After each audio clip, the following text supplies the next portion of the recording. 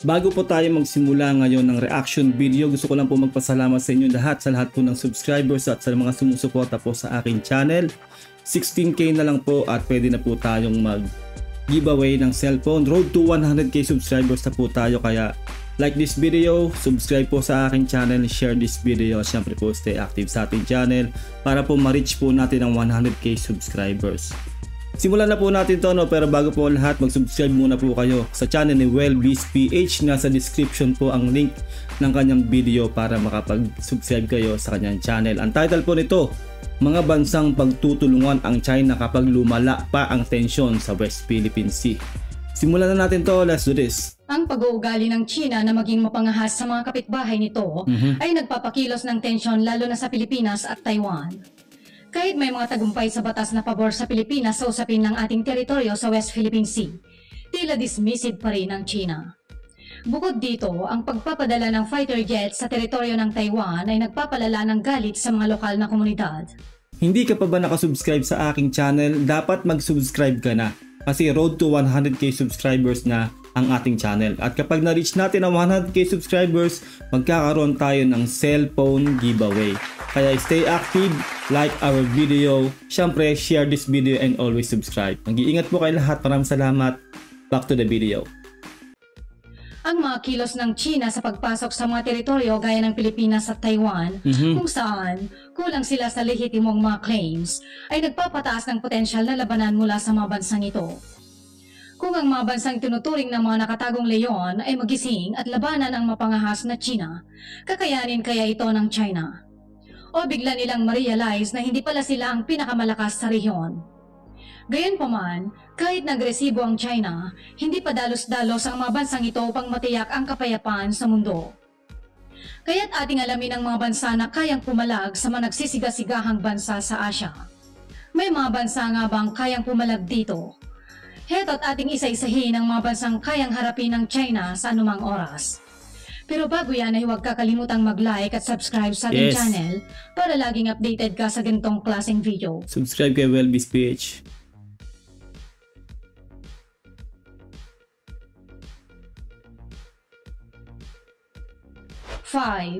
Japan. Isa sa mga bansang may tuturing na kasangga ng Pilipinas ay may malalim na ugnayan sa US, ang Japan. Nakikita sila bilang sentro ng pagtutol sa panghihimasok ng China at mayroong mahusay na karanasan sa labanan. Tama. Ang Japan ay kilala sa kanilang likas na abilidad na itago ang kanilang tunay na lakas at handa silang manindigan sa laban. Patuloy din silang nagpapalakas ng kanilang pwersa at teknolohiya upang mapanatili ang kanilang kaligtasan at kakayahan sa giyera. Alam na po talaga natin kung anong kakayahan o kapasidad ng Japan sa larangan ng ganyang giyera. Meron na po napatunayan din talaga natin. Hindi po duwag ang Japan. Real talk yan. May mga kaganapan na nagpapakita na minsan nang nagtagumpay ang Japan laban sa China. Tama. At posibleng mangyari itong muli sa patuloy na pag-aangkin ng teritoryo.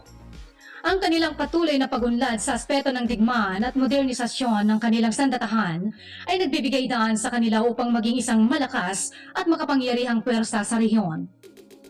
Ang malakas nitong naval fleet ay mas malakas pa sa naval force ng France at ng UK na pinagsama.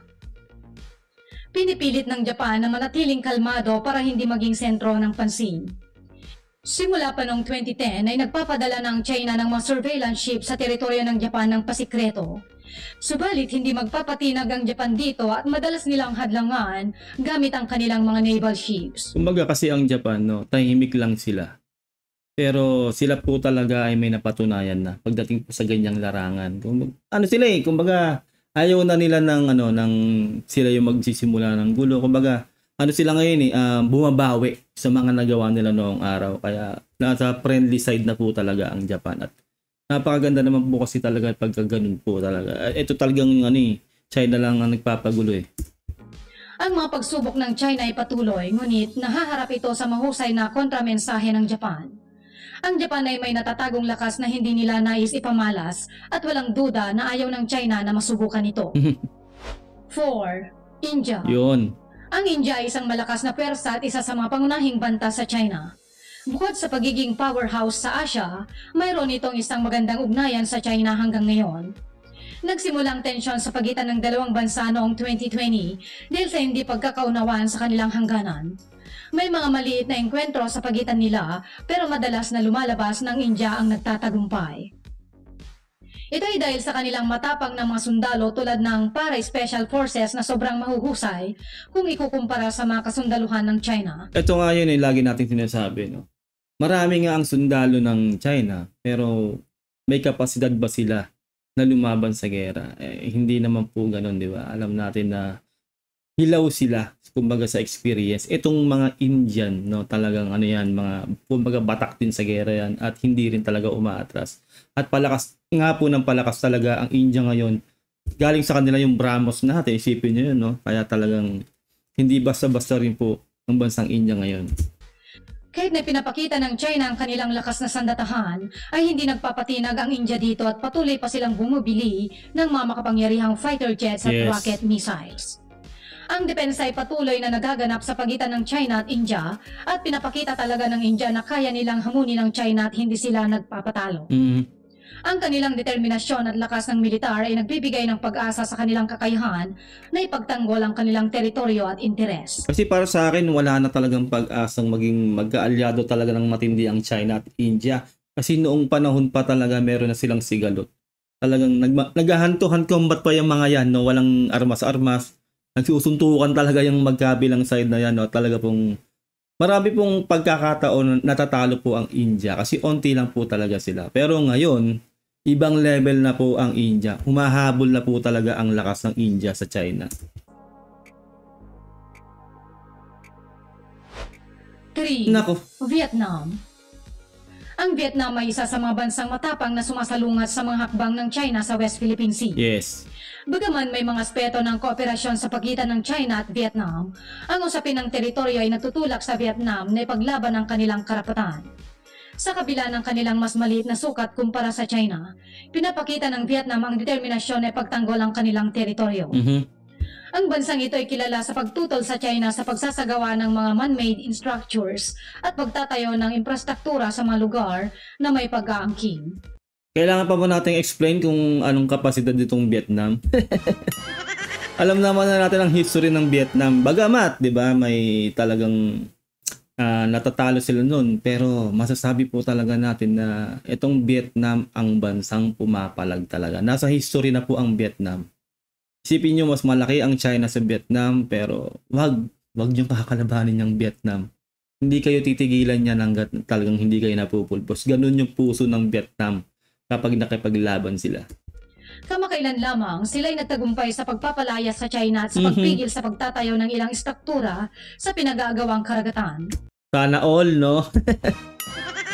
Sana ganyan din sa Pilipinas, no? Itinataboy ang China. Kasi tayo po ay sobrang na po tayong kawawa talaga sa mata nating lahat ng mga ordinary mamamayan, no? At syempre sa ibang bansa. Kaya nga po, ngayon talaga ay bumubuhos po ang suporta ng iba't ibang malalaking bansa at malalakas na bansa sa atin. Kaso nga lang nga, hindi pa rin tayo talaga pumapalag dito po sa China. Hanggang sa pati sa himpapawid, hinaharas na rin tayo. Kailan lang binangga ang ating dalawang barko at nabutas ang ating barko. At binabaliktad tayo ng China. Sana all na lang. Yun na lang po, no, hanggat hindi po talaga gumagawa ng countermeasure ang bansa natin para palagan ng China, mapapasana all na lang tayo dito sa mga bansang pumapalag sa China. Tulad itong Vietnam. Hindi lamang sila nagiging bantog sa pagiging maingay sa usaping teritoryo, kundi pati na rin sa kanilang kakayahang makipaglaban para sa kanilang soberanya. Tama. Bagaman may mga aspeto ng kanilang ugnayan na maaaring maging positibo sa China, tulad ng kanilang mga pang-ekonomiyang kasunduan, ang usapin ng teritoryo ang pangunahing hadlang sa kanilang pagkakaunawaan.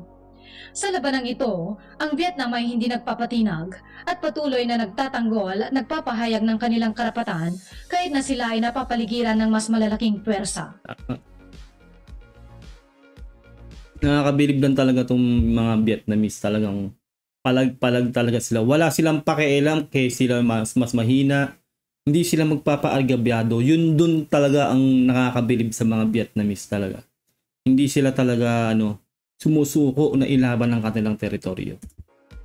2. Indonesia. Sa pambansang level, ang Indonesia ay nagtatampok ng isa sa pinakamalakas na pwersang militar sa buong Southeast Asia. Ito rin ay kilala bilang isa sa mga pinakamalaking bansa sa rehiyon na may GDP na umabot ng $1 trillion noong 2020. Ito ay kahalos doble ng GDP ng Thailand. Ang pag-uusap tungkol sa yaman ay mahalaga, lalo na't konektado ito sa kakayahan ng isang bansa na protektahan ang sarili nito. Tama. Kaya't hindi nakapagtataka na patuloy na nangungunang military power ng Indonesia sa rehiyon. Ang kalidad ng persang militar ng Indonesia ay nagbibigay ng malaking pagnanais sa ibang bansa na tiyakin ang kanilang relasyon. Hindi rin talaga basa-basa ang Indonesia. Saka nasa leader talaga yan eh. Yung leader nila talaga, mitikas din talaga. Sobrang solid din ng kanilang leader. Ito rin ang nagbibigay ng pag-alinlangan sa ibang mga bansa tulad ng China na magplano ng anumang mapanganib na hakbang laban sa Indonesia. Tama. 1. Philippines. Yes. Ang huli sa ating listahan ay ang Pilipinas.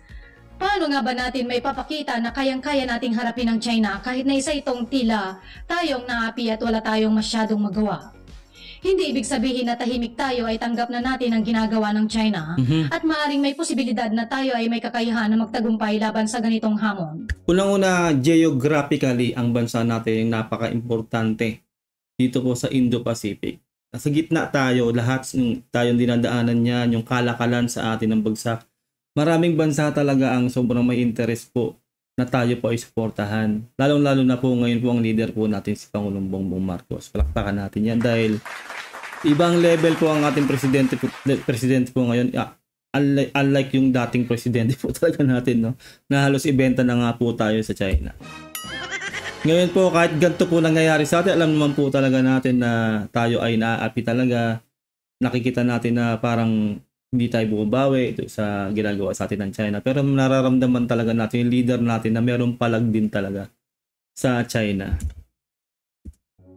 Unang-una, ang Pilipinas ay mayroong lakas at kakayahan na maaaring hindi pa ganap na ipapamalas sa kasalukuyan.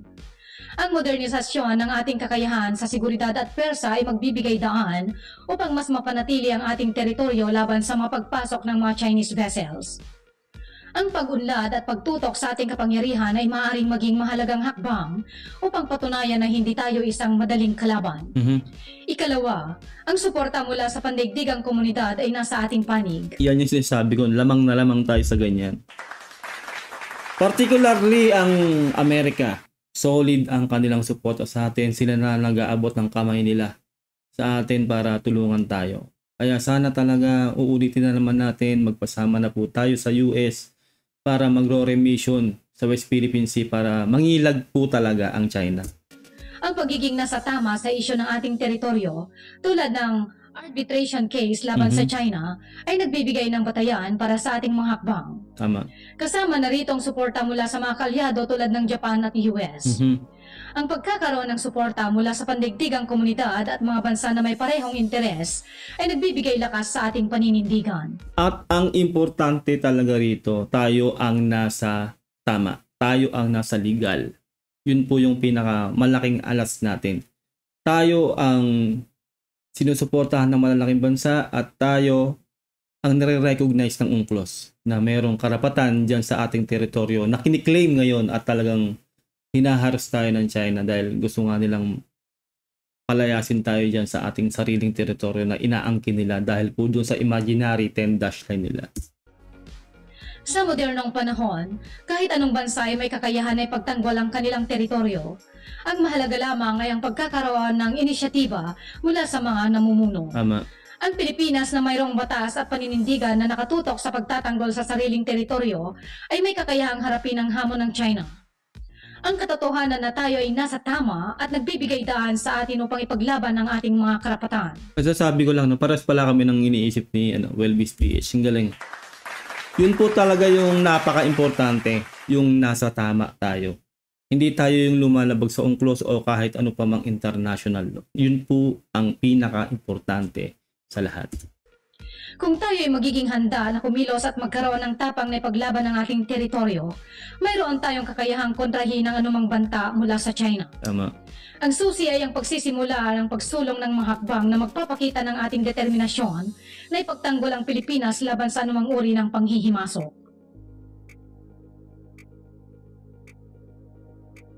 Ayun lang po no, ating pong nagawa ng reaction video, ang napakagandang video na ito ni Welby's PH. Mag-subscribe po kayo sa kanyang channel, no? Nasa description ang link ng kanyang video para makapag-subscribe kayo. At huwag nyo rin sanang kalilimutan na mag-subscribe sa aking channel. Like this video kung nagustuhan mo ating reaction video. Comment down below kung sa loobin mo sa napanood natin video ni Welby's PH. Ingat po kayo lahat, until next time. God bless and peace out. Bye.